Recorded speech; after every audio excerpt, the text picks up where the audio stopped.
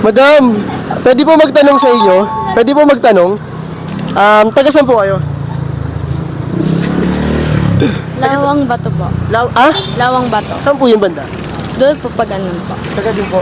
Ano kasi kami, namimigay kami ng mga shoes, hydro, tas mga bag. Gusto lang namin kayo tanongin kung nakapalo po ba kayo sa page namin. Hindi po. Hindi po kayo nakapalo, kayo po. Si Madam. Eto, meron ako dito, wait lang. Eto yung page namin. Kung meron pa ako. Eto, meron pa akong, tatlo, sakto, tatlo. Okay lang bigay ko sa inyo. Ayan. Gusto niyo pong i-try yung challenge namin? Magdadali lang po yung tanong namin. Ano pangalan pala ni Madam? Lorraine po. Lorraine. Si Madam po? Danica po. Si Ate Danica at si Piana po. Kiana. Dito po kayo banda, sa gilid po kayo. Okay lang po ba na mag-video tayo? Okay lang? Sige. So, may kabisado ba kayong scripture verse? Wala po. Wala kayo po? Wala din po eh. Si Madam po? Meron po. Oh, yun. Sa ako, may kabisado scripture verse si, Danica, tama? Piana. Ha? Piana po. Kiana. Piana po. Ariana, sorry. Sige. So, ano yung kabisadong scripture verse ni Ate Ria?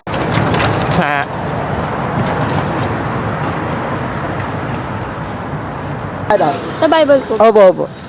Kawikaan chapter 1 verses 8. Igalang mo ang iyong ama at huwag ipagwalang bahala ang iyong ina.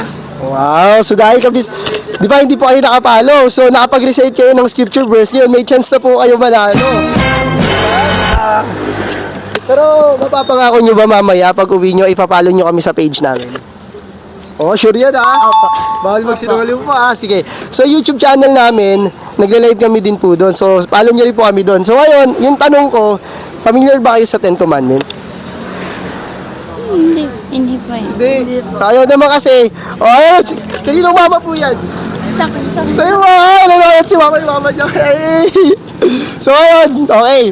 Pag nasagot nyo yung pag nabigyan nyo sa akin yung 10 Commandments in 1 minute, kayong tatlo po, pwede kayo magtulungan bibigyan ko kayo ng kahit anong hingin nyo sa amin. Okay? Pag nasagot nyo, galingan nyo No coaching po.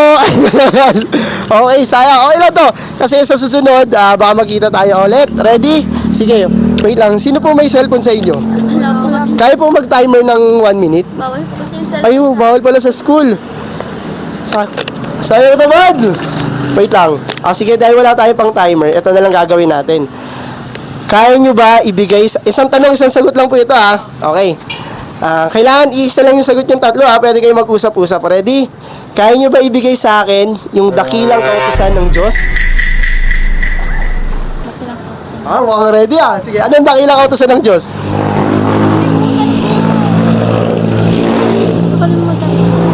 Nakalimutan ko eh. Manalangin araw-araw sa Diyos. Yung sure. Okay, mag-usap kayo. Bibigyan kayo ng chat. Sige. 3 days later. 15 seconds. Ngayon, kaya nyo na ba ibigay sa akin? Ano, final yung sagot nyo? Nag-usap-usap na kayo? Hindi kayo nag-usap? Okay, sige. So, dahil binigyan ko na kayo ng time, sige, bibigyan ko kayong tagi-isa. Okay? Para sa inyo, ano yung dakilang kautusan ng Diyos? Kay Madam muna. Wala po akong naisip eh. Wala maisip. Manalangin po araw-araw. Yung sa ano po ba? 10 utos ng Diyos? Hindi. Iba yung 10 utos sa dakilang kautusan ng Diyos. Pero medyo parang malapit din. Ano po?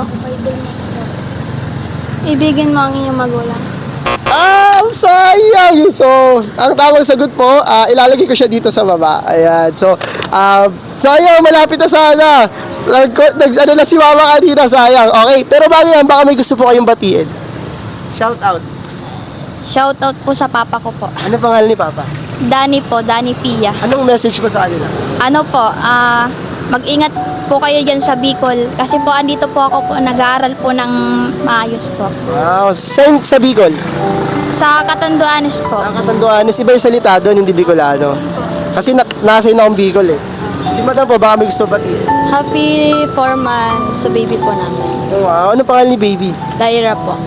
Happy 4 months sa baby. Kay Madam? Wala na. Shoutout kay Mama. Shoutout po kay mama. Kay Papa. Okay lang picture tayo. Okay lang picture tayo.